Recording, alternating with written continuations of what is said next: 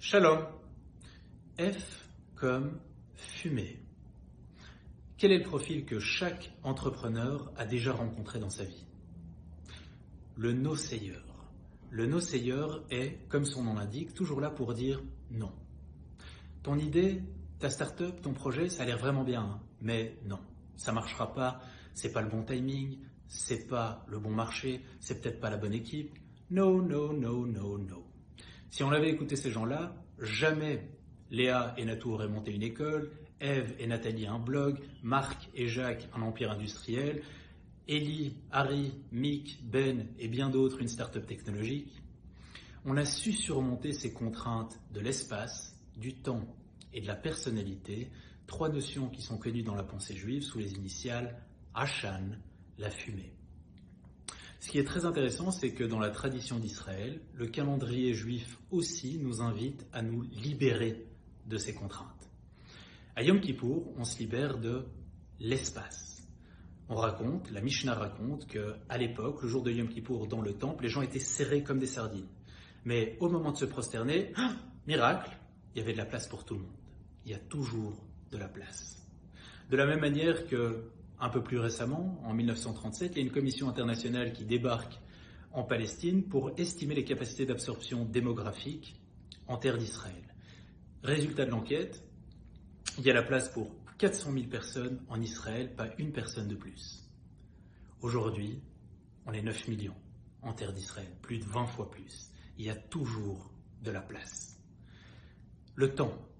Et Yom Kippour, on se libère aussi du temps. Vous savez que l'année commence à Rosh Hashanah et va se terminer non pas à Rosh Hashanah de l'année d'après, mais selon le cycle chronologique des fêtes dans la Torah, 1 an et 10 jours plus tard à Yom Kippour, avec le don de la Torah lorsque Moïse débarque avec les deuxièmes tables de la loi.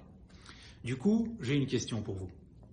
Les 10 jours entre Rosh Hashanah et Yom Kippour, est-ce que ce sont les 10 premiers jours de l'année ou est-ce que ce sont les 10 derniers jours de l'année qui vient de s'écouler?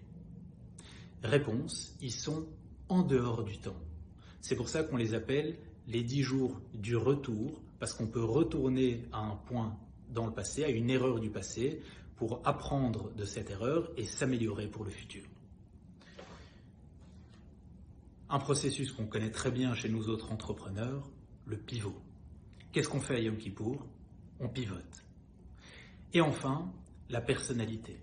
À Yom Kippour, c'est aussi le moment où on se libère, où on grandit sa personnalité à l'image du Kohen Gadol, ce grand prêtre qui a cette particularité de rentrer dans le Saint des Saints le jour de Yom Kippour, pas en son nom, mais au nom de tous les membres de la communauté d'Israël, de toutes les personnalités des membres de la communauté d'Israël.